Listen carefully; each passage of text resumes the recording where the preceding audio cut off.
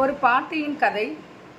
அந்த பாட்டி எப்படின்னா, அந்த ஊரில் யாருக்காவது பாம்பு கடிச்சிச்சுன்னா அவங்க தான் மருந்து கொடுப்பாங்க. ஓகேவா? இது ரொம்ப காலமாகவே அந்த பாட்டி பண்ணிகிட்ருக்க ஒரு சிறு தொழிலாக இருக்குது.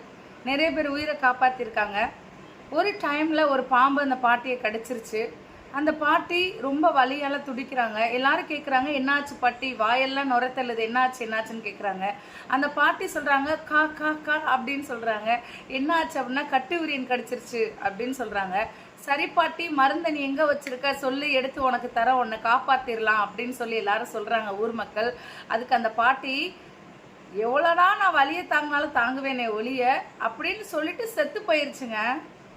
ஏன்னா சிலர் ரகசியத்தை இப்படி தாங்க வச்சிருக்கிறாங்க. ரகசியத்தை யாருக்கும் சொல்லி கொடுத்துடக்கூடாது. நம்ம தொழில் ரகசியத்தை யாரும் கற்றுக் கொடுத்துடக்கூடாது. ஏன்னா அவன் பொழைச்சிட்டானா என்னத்துக்கு ஆகுறது அப்படின்னு நினச்சிட்டு ஒரு வஞ்சக எண்ணம், ஒரு வஞ்சகம் படைத்த மனிதர்கள் என்ன பண்ணிடுறாங்க, இப்படி தான் யோசிக்கிறாங்க. யோசிச்சுட்டு அவங்களே பார்த்தீங்கன்னா அவ்வளோ அந்த பாட்டி இறந்து போயிடுறாங்க.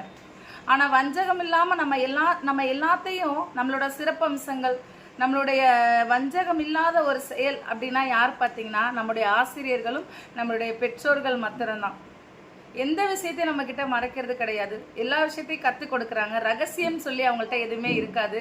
உலகத்துக்கு நம்ம எப்படி வெற்றியாய் வாழ போகிறோம், எப்படியாக போனால் நீ வெற்றியான பாதைக்கு போகலாம் அப்படின்னு சொல்லி கொடுக்கறது சிறந்த ஆசிரியரும் சிறந்த பெற்றோர்கள் மட்டும்தான். ஸோ ஆசிரியர்களையும் வணங்குவோம், பெற்றோர்களையும் வணங்குவோம். நன்றி, வணக்கம்.